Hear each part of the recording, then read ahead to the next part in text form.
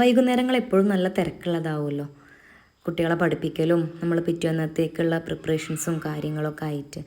ഞാൻ തലേ ദിവസം ഒരു എല്ലാ കാര്യങ്ങളും ഒരുക്കി വെക്കലുണ്ടെന്ന് പറയുമ്പോൾ എന്നോട് പലരും ചോദിക്കാറുണ്ട് കേട്ടോ, അതൊരു ബുദ്ധിമുട്ടല്ലേ, നമ്മൾ രാവിലെയും അടുക്കളയിൽ വൈകുന്നേരം വന്നാലും അടുക്കളയിൽ തന്നെ അതിനു വേണ്ടി കളയേണ്ട, എല്ലാം കൂടി ഒരുമിച്ച് ചെയ്യലേ നല്ലത് എന്നുള്ളത്. പക്ഷേ എനിക്കങ്ങനെ തോന്നിയിട്ടില്ല കേട്ടോ. ഇത് നമ്മൾ തലേ ദിവസം ഒരുക്കി വെക്കുകയാണെങ്കിൽ ഒരു 15-20 മിനിറ്റ് മാക്സിമം അതിൻ്റെ പണിയേ ഉണ്ടാവുള്ളൂ. പക്ഷേ അത് രാവിലത്തേന് നമുക്കൊരു മണിക്കൂറിൻ്റെ ഒരു സമാധാനം കിട്ടും.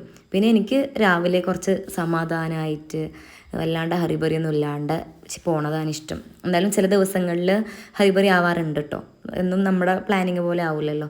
അപ്പോൾ 2 ദിവസത്തെ ഗ്യാപ്പ് കഴിഞ്ഞ് ഞാൻ വീണ്ടും പ്രിപ്പറേഷൻസിലേക്ക് കടന്നിക്കുകയാണ്.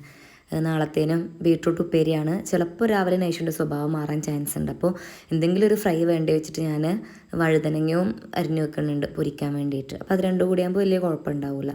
അപ്പത്തിനുള്ള അരി ഞാൻ കുറച്ച് മുമ്പേ ആട്ടി വെച്ചിട്ടുണ്ട് കേട്ടോ. അതിന് ശേഷമാണ് ഞാൻ വീഡിയോ എടുത്താലോ എന്ന് വിചാരിച്ചത്. അപ്പം അങ്ങനെ ഈ വീഡിയോ എടുക്കുമ്പോൾ എനിക്കൊരു സന്തോഷമാണ് കേട്ടോ. എന്തോ ഇതിങ്ങനെ അപ്ലോഡ് ചെയ്ത് കഴിഞ്ഞിട്ട് കുറേ ദിവസം കഴിഞ്ഞാൽ ഞാനിതിങ്ങനെ കാണും. എനിക്ക് തോന്നുന്നു എൻ്റെ വീഡിയോസ് ഏറ്റവും കൂടുതൽ കാണുന്ന ആൾ ഞാൻ തന്നെ ആവും. എപ്പോഴെങ്കിലും ഒരു ഫ്രീ ടൈം കിട്ടിയാൽ അപ്പോൾ ഞാൻ എടുക്കും എൻ്റെ വീഡിയോസ്, ഇരുന്ന് കാണും.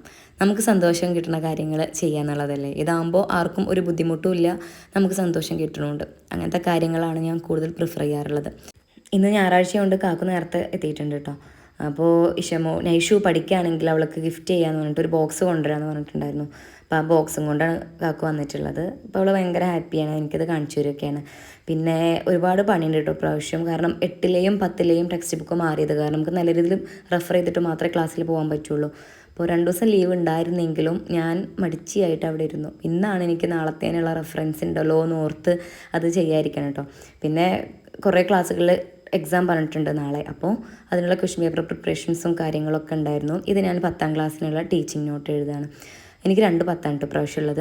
അതിൽ ഒരു 10ാം ക്ലാസ്സിൽ എൻ്റെ പരീക്ഷ കഴിഞ്ഞിട്ട് പേപ്പർ നോക്കി കഴിഞ്ഞിട്ടുണ്ട്. അപ്പോൾ അതിൽ ടോപ്പ് മാർക്ക് വന്ന 2 ആൾക്ക് കൊടുക്കാനുള്ള ഒരു ഗിഫ്റ്റ് പാക്കിങ്ങിലാണ് കേട്ടോ ഞാൻ.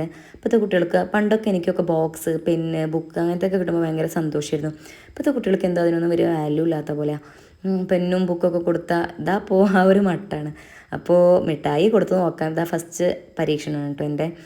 സ്വീറ്റ് ഞാൻ ഇതുവരെ കൊടുത്തിട്ടില്ല. അപ്പോൾ ഇപ്രാവശ്യം ഞാൻ അതാണ് എടുത്തിട്ടുള്ളത്.